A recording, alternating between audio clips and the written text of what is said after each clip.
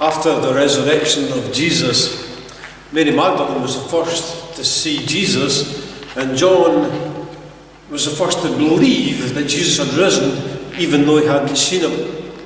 And it was Mary Magdalene who made her way to the house where all the disciples were gathered.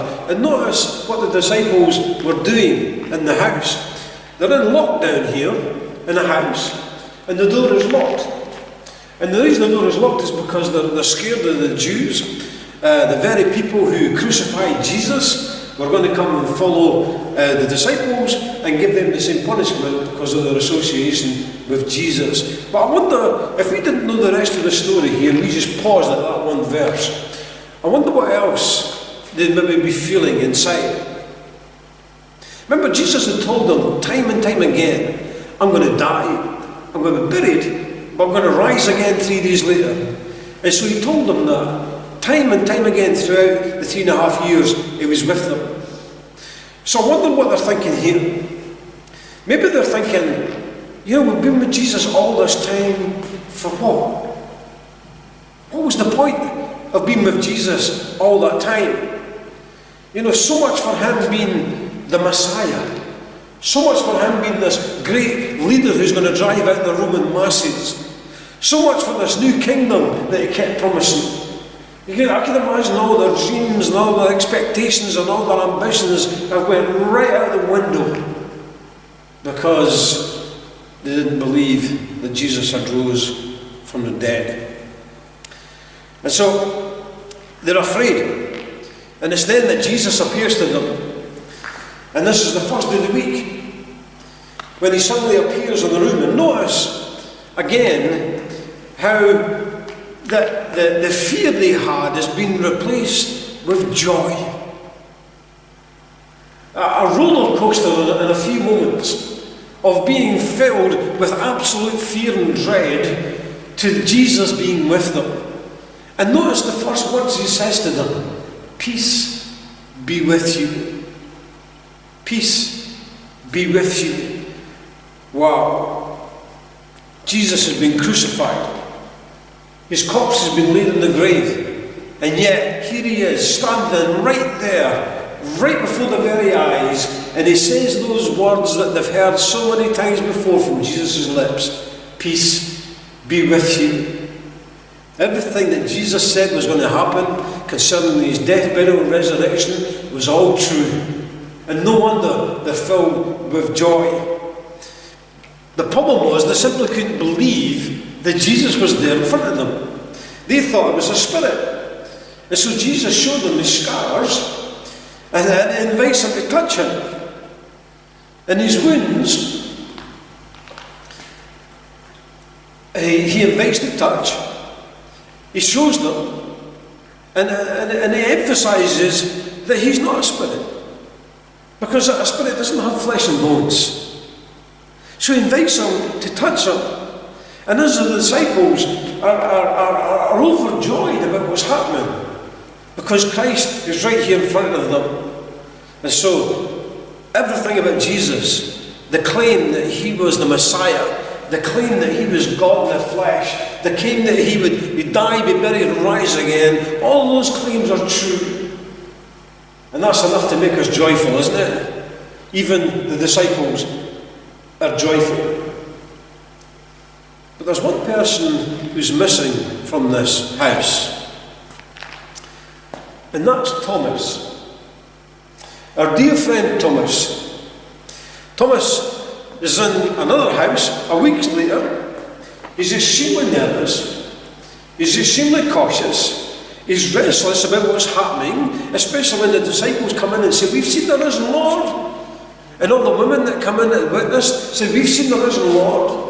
And so he's kind of struggling with all of this. He's struggling to make sense of it all.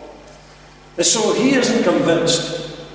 And he demands that he will only believe if he saw the exact thing that they saw the week before. Unless he sees Jesus standing there in front of him, he's not going to believe. He's not going to believe at all. And so he wanted proof. And notice again that the text tells us that the doors were closed. You know, are the disciples still afraid of the Jews? Are they still afraid that they'll be punished because of their association with Jesus at this point? Even though they've just witnessed him a week before? It's hard to tell what's going through their minds and why the doors closed. But you see that even though the door is closed, that Jesus miraculously appears. Even the door is locked, he miraculously appears in front of them. And despite all of that, Jesus again says those famous words, "Peace be with you." How common those words are, to hear those words from the lips of the risen Lord. And Jesus knew exactly what Thomas was struggling with concerning his resurrection. He knew exactly, because something that's always overlooked with this body of text, if you look at it carefully, you'll see that Jesus wasn't present in the room when Thomas said what he said. And unless I see him, unless I can touch him, unless I can feel, I'm not going to believe. Jesus wasn't there, but Jesus knew exactly what he said. And he asked Thomas, the doubter, to do exactly what he wanted to do. Thomas, here I am. I know what you said. Come ahead, feel, touch, see for yourself. I'm real. It's the real deal here. And so John doesn't actually tell us whether Thomas touched Jesus or not. But John does tell us that because he's seen Jesus, he believed Jesus. And then Thomas says these great words, "My Lord and my God." Beautiful sentence that, isn't it? My Lord and my God. Thomas is basically saying, without any doubt, I have got no doubts now that you are my risen Lord and that you are deity. I get that now. I understand that now, Thomas says. And so Jesus leaves with the greatest blessing for all modern day Christians. Because none of us are around when Jesus was around. Although some people may look like they're 2,000 years old, they weren't around when Jesus was around. None of us have witnessed Jesus' miracles. None of us have even witnessed, been around at the time of the apostles. But Jesus says we're blessed because we haven't seen, and yet we still believe. What a wonderful blessing that is, isn't it? For all Christians today, we're blessed. And when you think about the disciples themselves, it must have been heartbreaking for Jesus, because they let him down time and time and time again.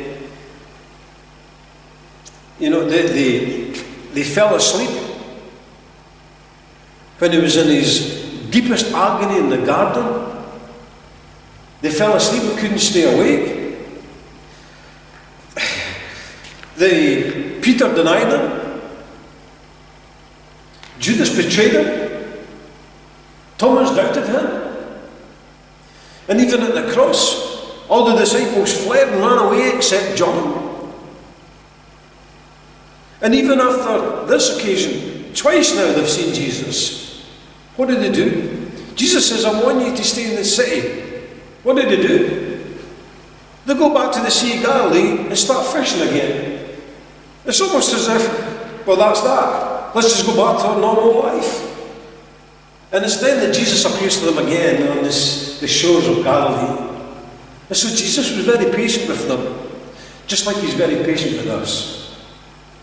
Now, when I think about this pandemic, I know a lot of people have been in lockdown in their house since March. That's a long time to be stuck in your house. Some for medical reasons. Some people that are scared they might catch the virus. But they're stuck down and they're in lockdown in their house, and they have been for a long, long time. And what we must remember in all of this is that just as Jesus knew exactly where his disciples were, he knew what house they were in. He knows where you live. And He knows where I live. And people who've been isolated for so long, He knows where you live. And there are people who have become really despondent. Even Christians have become really depressed because of this COVID thing, because they can't get out and about and do things as normal. Well, it's to you people, those people, that Jesus says, listen, peace be with you. He still says that today. And He still says to you, don't be afraid, I am with you, even though you're in lockdown in your own house. I am with you. So maybe like Thomas, all of us need to stop doubting that God is with us and start believing. So stay blessed, stay focused, stay in Christ.